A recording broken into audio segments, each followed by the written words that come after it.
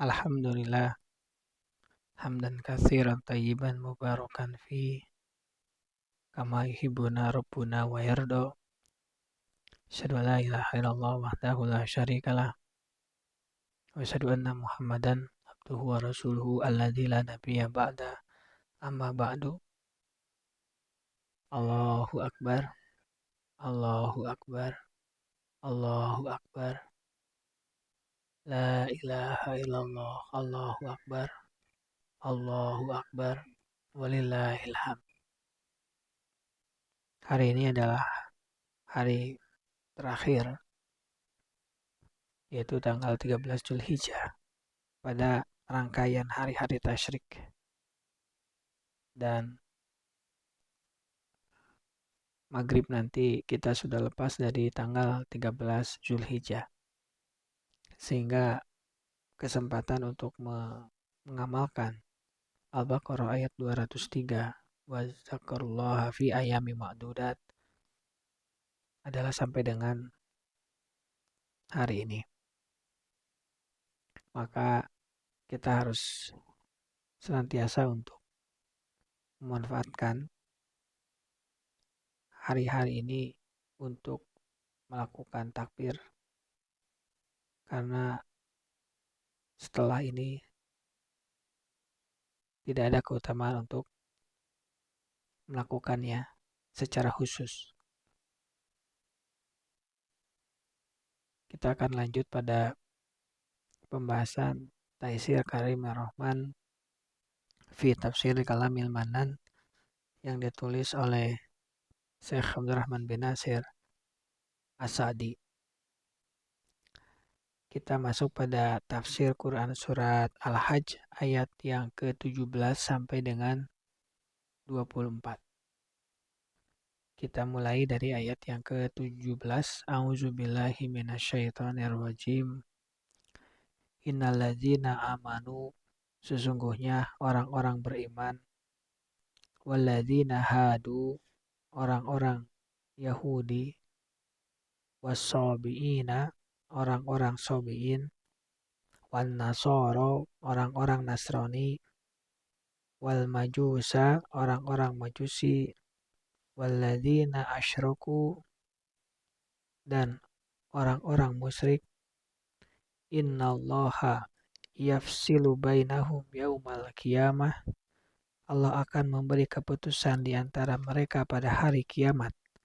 Innallaha, sesungguhnya Allah, ala kulli syai'in syahid, sesungguhnya Allah menyaksikan segala sesuatu. Al-Imam As-Sa'di, semoga Allah merahmatinya, merahmati keluarganya, guru-gurunya, dan semoga Allah merahmati kita semua, menjelaskan di dalam tafsir As-Sa'di tentang Innallaha ala kulli syai'in syahid, sesungguhnya Allah menyaksikan segala sesuatu. Kenapa Allah mengakhiri ayat ini dengan kalimat tersebut? Di sini As-Sa'di menjelaskan penyebabnya adalah karena orang-orang penduduk bumi yang mana mereka itu diberikan privilege. Mereka mendapatkan Alkitab, yaitu dari kalangan mukminin, Yahudi, Nasrani, Sabiin, dan Majusi, serta kaum musyrikin. Nanti di hari kiamat kelak, Allah akan menetapkan keputusan di antara mereka dengan hukum Allah yang adil. Dan Allah akan membalas mereka berdasarkan amalan yang telah Allah simpan, Allah tulis, dan Allah saksikan.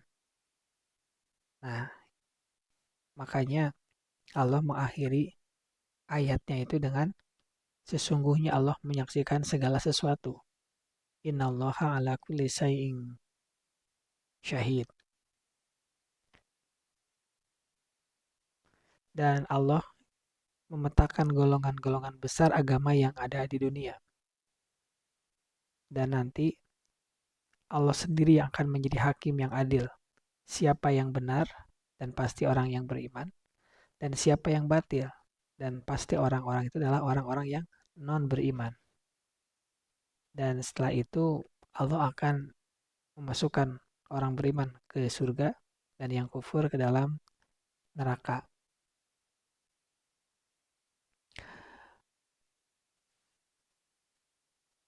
Kaum Yahudi kita sudah tahu, Nasoro itu artinya pengikut Nabi Isa atau pengikut Isa.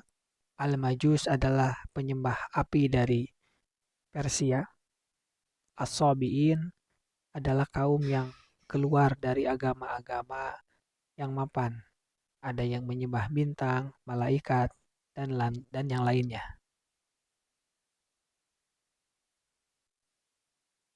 Maka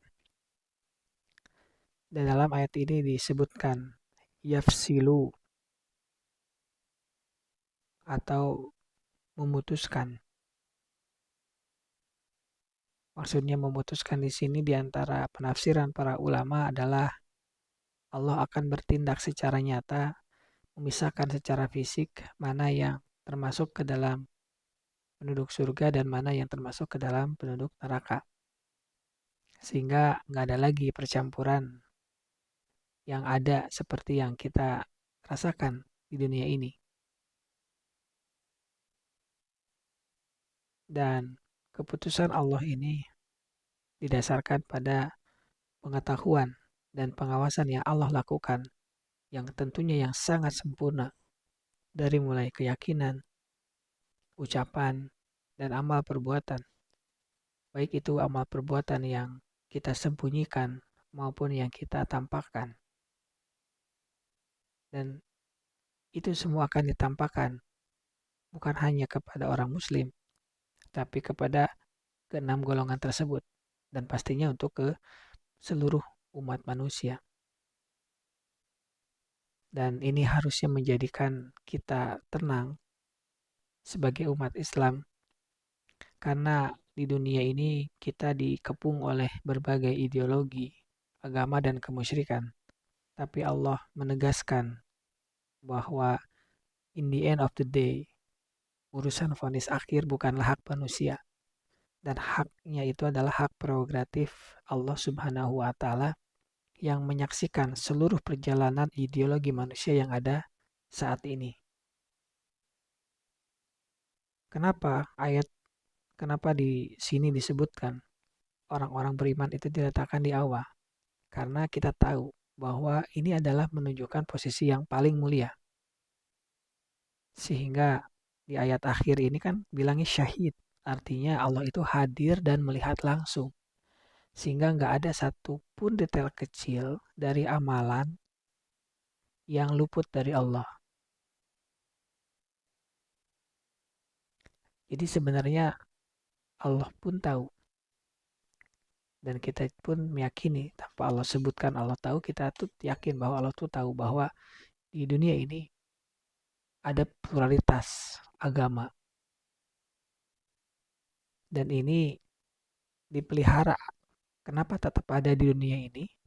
Tujuannya adalah sebagai ujian. Dan manusia itu diperintahkan untuk berdakwah dengan baik. Tapi tidak boleh menjadi hakim akhirat. Karena hakim akhirat itu hanya Allah. Dan gak boleh sampai menyiksa, memaksa orang untuk masuk ke dalam Islam. Karena tugasnya hanya berdakwah dengan baik. Dan di dalam ayat ini juga disebutkan ya, ada pengulangan-pengulangan. Di antaranya pengulangan innallazina innallaha yafsilu. Pengulangan-pengulangan ini ada maknanya, ada fungsinya, yakni sebagai taukid atau penegasan yang sangat kuat bahwa pengadilan di hari kiamat itu kepastian, tidak mungkin tidak terjadi dan tidak boleh diragukan walau sedikit pun. Bahkan ada ulama yang berdasarkan ayat ini membagi manusia itu menjadi dua kubu besar di akhirat. Yang pertama adalah kubu tauhid, yaitu orang-orang yang beriman, yang pastinya dibalas dengan ridha Allah dan surga Allah Subhanahu wa taala, dan kubu kekufuran, yaitu 5 golongan yang lainnya yang nantinya akan divonis bersalah karena menyimpang dari risalah para nabi. Yang masuk 1, yang nggak masuk ke dalam surga 5. Sama kayak posisi kita sekarang di dunia dengan umat manusia berjumlah 6 miliar lebih. Kemudian orang Islam hanya di bawah 2 miliar. Artinya kita sebagai minoritas di dunia. Meskipun alhamdulillah di Indonesia kita termasuk yang mayoritas. Itu yang bisa disampaikan. Subhanakallahumma wa bihamdika asyhadu an la ilaha illa anta astaghfiruka wa atubu ilaik. Assalamualaikum warahmatullahi wabarakatuh.